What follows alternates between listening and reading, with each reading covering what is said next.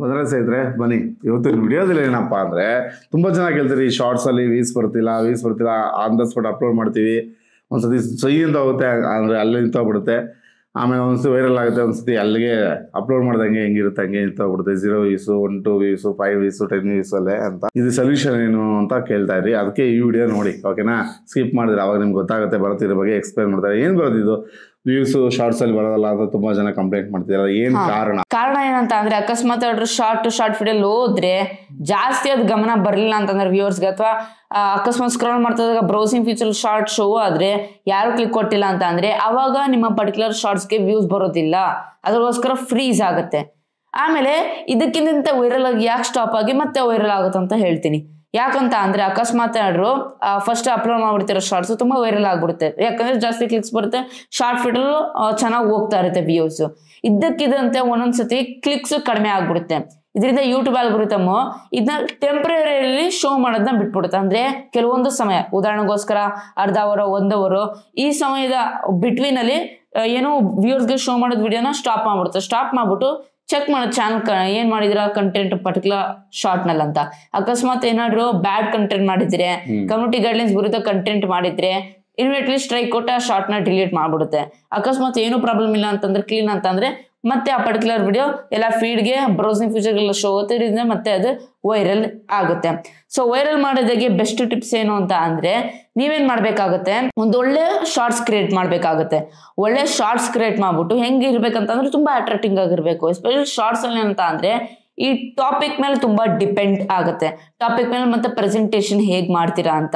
Topic ಉದಾಹರಣೆಗೋಸ್ಕರ information topic ಅಂದ್ರೆ ಜಾಸ್ತಿ ಅಷ್ಟೊಂದು ಜನ ಕೇರ್ ಮಾಡೋದಿಲ್ಲ, ಅಲ್ಪ ಸ್ವಲ್ಪ ವ್ಯೂಸ್ ಅಷ್ಟೇ ಹೋಗುತ್ತೆ. ಕಾಮಿಡಿ ಅಂತ ಅಂದ್ರೆ ಸೂಪರ್ ಆಗಿ ಹೋಗುತ್ತೆ. ಅದರಲ್ಲಿ ಏನೋ ಪ್ರೆಸೆಂಟೇಶನ್ ಚೆನ್ನಾಗಿ ಮಾಡಿರ್ಬೇಕು.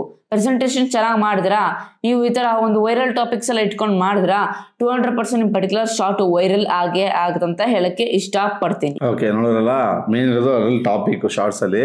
ಆಮೇಲೆ ಹೇಳಿದ್ನಲ್ಲ ಎಂಟರ್ಟೈನ್ಮೆಂಟ್ ಕಾಮಿಡಿ ಇಂಥವೇ ಜಾಸ್ತಿ ಶಾರ್ಟ್ಸ್ ಹೋಗೋದು. ಮಿಕ್ಕಿ ಶಾರ್ಟ್ಸ್ ಎಲ್ಲ ಅಷ್ಟಾಗಿ ಜನಕ್ಕೆ ಹೋಗಲ್ಲ. ಆಮೇಲೆ ಇದು ಶಾರ್ಟ್ಸ್ ಅಲ್ಲಿ ಜಾಸ್ತಿ ಮ್ಯೂಸಿಕ್ಸ್ ಹಾಕ್ಬೇಕಾರೆ ಓಕೆನಾ. ಶಾರ್ಟ್ಸ್ ಅಂದ್ರೆ ಒಂದು ಮ್ಯೂಸಿಕ್ ಬ್ಯಾಕ್ ಗ್ರೌಂಡ್ ಇರಲೇಬೇಕು. ಅದರಿಂದಾನು ಸ್ವಲ್ಪ ಏನಾಗುತ್ತೆ ಅಲ್ವಾ, ವೈರಲ್ ಆಗೋ ಚಾನ್ಸಸ್ ಜಾಸ್ತಿ ಇರುತ್ತೆ.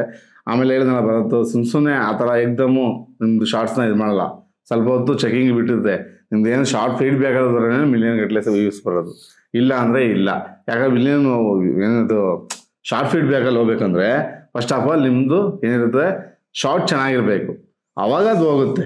ಇಲ್ಲ ಅಂದರೆ ಇಲ್ಲ, ಅಲ್ಲೇ ಸ್ಟಾಪ್ ಆಗೋಗುತ್ತೆ. ಆಮೇಲೆ ನಿಮ್ಮ ಸಬ್ಸ್ಕ್ರೈಬರ್ ಆಗಿರ್ತಾರಲ್ಲ ಅವ್ರು ಆ ಶಾರ್ಟ್ಸ್ನ ನೋಡಿದ್ರೆ ಇದ್ರೂ ಕೂಡ ಫ್ಲಾಪ್ ಆಗುತ್ತೆ. ಹೌದು, ಯಾಕಂದ್ರೆ ಈಗ ನಿಮ್ಗೆ ಒಂದು 5 ಜನ ಸಬ್ಸ್ಕ್ರೈಬರ್ ಇರ್ತಾರೆ, ಥ್ಯಾಂಕ್ ಯು ಫಾರ್ ಅಂತ ಕನ್ವರ್ಟ್ ಆಗಿರ್ತೀರಾ. ಅವ್ರು ನೋಡ್ಬೇಕಲ್ಲ ನೀವು ಹಾಕಿದಷ್ಟು ಶಾರ್ಟ್ಸ್. ಅವ್ರು ನೋಡಿಲ್ಲ ಏನಾಗುತ್ತೆ, ಇವರು ಸಬ್ಸ್ಕ್ರೈಬರ್ಸೇ ಅವ್ರನ್ನ ನೋಡ್ತಿಲ್ಲ. ಅದಕ್ಕೆ ನಾನು ಹೇಳೋದು ಯಾವತ್ತೂ ಈ ಥರ ಥ್ಯಾಂಕ್ ಯು ಅಂದ್ಬಿಟ್ಟು ಯೂಟ್ಯೂಬರ್ ಜಾಸ್ತಿ ಕನೆಕ್ಟ್ ಆದಾಗ ಯೂಟ್ಯೂಬರ್ 90% ಸಪೋರ್ಟ್ ಮಾಡ್ತಾರೆ. ಏನು ಗ್ಯಾರಂಟಿ ನಿಮ್ಗೆ ಸಬ್ ಸಿಗುತ್ತೆ ಅಷ್ಟೇ. ಸಬ್ ಇಟ್ಕೊಂಡು ಏನ್ ಮಾಡ್ತೀರಾ, ನೀವು ಒರಿಜಿನಲ್ ಸಬ್ಸ್ಕ್ರೈಬರ್ಸ್ನ ಗೇನ್ ಮಾಡಬೇಕು. ಯಾವಾಗ ಒರಿಜಿನಲ್ ಸಬ್ಸ್ಕ್ರೈಬರ್ಸ್ನ ನೀವು ಗೇನ್ ಮಾಡ್ತೀರಾ ಆವಾಗ ನಿಮ್ಗೆ ವಿಡಿಯೋ ಹೋದಾಗ ಅವ್ರು ಕಾಯ್ತಾ ಇರ್ತಾರೆ. ಶಾರ್ಟ್ಸ್ ಬಂದಿದ ತಕ್ಷಣ ಟಕ್ಕದ ಕ್ಲಿಕ್ ಕೊಟ್ಟು ನೋಡ್ತಾರೆ. ಇಲ್ಲಿ ಯೂಟ್ಯೂಬರ್ ಒಂದು ಎಲ್ಲಿ ಹೋಗ್ಬಿಡುತ್ತೋ ಅಂತಾನೆ ಅವ್ರು ನೋಡೋದೇ ಇಲ್ಲ. ಬರೋದೊಂದು ಎಲ್ಲಿ ಹೋಗ್ಬಿಡುತ್ತೋ ವ್ಯೂಸು, ಒಂದೇನು ಕ್ಲಿಕ್ ಕೊಡ್ಬೇಕು, ಇದು ಕ್ಲಿಕ್ ಕೊಟ್ಬಿಟ್ಟು ಒಂದು ಇದು ಅನ್ಲೈಕ್ ಕೊಟ್ಬಿಡೋಣ ಅನ್ನೋರು ಇದ್ದಾರೆ. ಅರ್ಥ ಆಯ್ತಾ? ಬೇಕು ಅಂತಾನೆ ಏನ್ ಮಾಡಿದ್ರು ಇದೆಲ್ಲ ಸುಳ್ಳು ಅಂತಾನೆ ಆಗ್ತಾ ಇರ್ತಾರೆ ಕಮೆಂಟ್ಗೆ. ಅವರು ಏನ್ ಮಾಡಕ್ ಆಗಲ್ಲ ಅಂಥವ್ರನ್ನ ಅಲ್ವಾ. ಅಂಥವ್ರಿಂದಾನೆ ಏನಾಗುತ್ತೆ ವಿಡಿಯೋಗೆ ಇಂಡೈಟ್ ಆಗುತ್ತೆ. ಶಾರ್ಟ್ಸ್ ಆಗಿರ್ಬೋದು, ಲಾಂಗ್ ವಿಡಿಯೋ ಆಗಿರ್ಬೋದು. ಅವ್ರು ಆ ಥರ ಮಾಡಿದಾಗ ಸ್ವಲ್ಪ ನಿಂತ್ಕೊಂಡು ಹೋಗಕ್ಕೆ ಸ್ಟಾರ್ಟ್ ಮಾಡುತ್ತೆ, ವಿಡಿಯೋ ಆಗಲಿ ಶಾರ್ಟ್ಸ್ ಆಗಲಿ. ಅರ್ಥ ಆಯ್ತಾ? ಈ ರೀತಿ ಎಲ್ಲ ಅದಕ್ಕೆ ಮಾಡೋಕ್ಕೆ ಹೋಗ್ಬೇಡಿ. ಯಾವಾಗ ನಾವು ಹೋಗಿ ಕೇಳ್ತೀವಲ್ಲ ಸಬ್ಬು, ಅಲ್ಲಿ ನಾವು ಕೇಳಿ ತಗೊಂಡಾಗ ಆ ಸಬ್ ಯೂಸೇ ಇಲ್ಲ ಲೆಕ್ಕಕ್ಕೆ. ಸುಮ್ಮನೆ ನಿಮ್ಮ ಹೆಸರಿಗಲ್ಲಿ ಒಂದು ಸಬ್ ಅಂತ ಇರುತ್ತೆ ಅಷ್ಟೇ. ಯಾಕಂದ್ರೆ ಅವ್ರು ನೋಡ್ಬೇಕಲ್ಲ ವಿಡಿಯೋ ಪೂರ್ತಿ ನೋಡಿದ್ರೆ ನಿಮ್ಗೆ ಬೆನಿಫಿಟ್ಸ್, ಇಲ್ಲಾಂದ್ರೆ ಲಾಸ್ ನಿಮ್ಗೆ. ಅವ್ರೇನೇ ಸೈಡಿಗೆ ತಳ್ಳೋರು ಅಂದ್ರೆ ನಿಮ್ ವಿಡಿಯೋನ ಯೂಟ್ಯೂಬ್ ಅಷ್ಟೇ ಎತ್ತಿ ಮೂಲೆಗೆ ತಳ್ಳುತ್ತೆ. ಹಾಗೆ ಆಲ್ಗೋರಿಥಮ್ ಏನ್ ಅನ್ಸುತ್ತೆ, ಇವ್ರ ಸಬ್ಸ್ಕ್ರೈಬರ್ಸೇ ನೋಡ್ತಾ ಇಲ್ಲ ಅಂತ ಡಿಸೈಡ್ ಮಾಡ್ಬಿಡುತ್ತೆ ಯೂಟ್ಯೂಬು. ಅವಾಗ ಅಲ್ಲೇ ಸ್ಟ್ರಕ್ ಆಗ್ಬಿಡುತ್ತೆ. ಅರ್ಥ ಆಯ್ತಾ? ಇದಕ್ಕೆ ಈ ರೀತಿ ಎಲ್ಲ ಇದೆ. ಬರ್ತಾ ಇರೋದ್ನಲ್ಲ ಆ ರೀತಿ ಈ ರೀತಿ ಎಲ್ಲ ಇದೆ, ನಾವು ಅನುಭವಿಸಿದ್ವಿ. ಅದಕ್ಕೆ ಹೇಳ್ತಾ ಇದೀನಿ, ದಯವಿಟ್ಟು ಆ ಥರ ಥ್ಯಾಂಕ್ ಯು ಫಾರ್ ನನಗೂ ಕನೆಕ್ಟ್ ಆಗಿ ನಾನು ಜೀನಿಯನ್ ಆಗಿ ಸೂಪರಾಗಿ ಸಪೋರ್ಟ್ ಮಾಡ್ತೀನಿ ಇದೆಲ್ಲ ಬೇಡ. ನಿಮ್ಮ ಕಂಟೆಂಟ್ ಮೇಲೆ ಕುತ್ಕೊಂಡು ಕೆಲಸ ಮಾಡಿ, ಜನಕ್ಕೆ ಇಷ್ಟ ಆಗೋ ಥರ ವಿಡಿಯೋ ಮಾಡಿ. ನೀವು ಮಾಡೋ ವಿಡಿಯೋ ಜನಕ್ಕೆ ಇಷ್ಟ ಆಗ್ತಿಲ್ಲ ಅಂದರೆ ನೀವು ಚೇಂಜ್ ಆಗಿ. ಅರ್ಥ ಆಯ್ತಾ? ಅದಾಗ ಬರುತ್ತೆ ನಿಜವಾದ ವ್ಯೂಸು ಸಬ್ಸ್ಕ್ರೈಬರ್ಸು. ಅದನ್ನ ಬಿಟ್ಬಿಟ್ಟು ನೀವೇನು ಮಾಡ್ತೀರಾ, ಈ ರೀತಿ ಮಾಡಕ್ ಹೋಗ್ತೀರಾ. ಈ ರೀತಿ ಮಾಡಿದಾಗೆ ಚಾನಲ್ 90% ಚಾನಲ್ ಡೆಡ್ ಆಗ್ತಾ ಇದೆ. ನಮ್ಮ ಹತ್ರ ಬರ್ತಾರೆ ಚಾನಲ್ ಸಬ್ಸ್ಕ್ರೈಬರ್ ಲೆಸ್ ಆಗ್ತಿದೆ ಸರ್, ಸಬ್ಸ್ಕ್ರೈಬರ್ ಲೆಸ್ ಆಗಿದೆ. ಏನ್ ಲೆಸ್ ಆಗ್ತಿದೆ?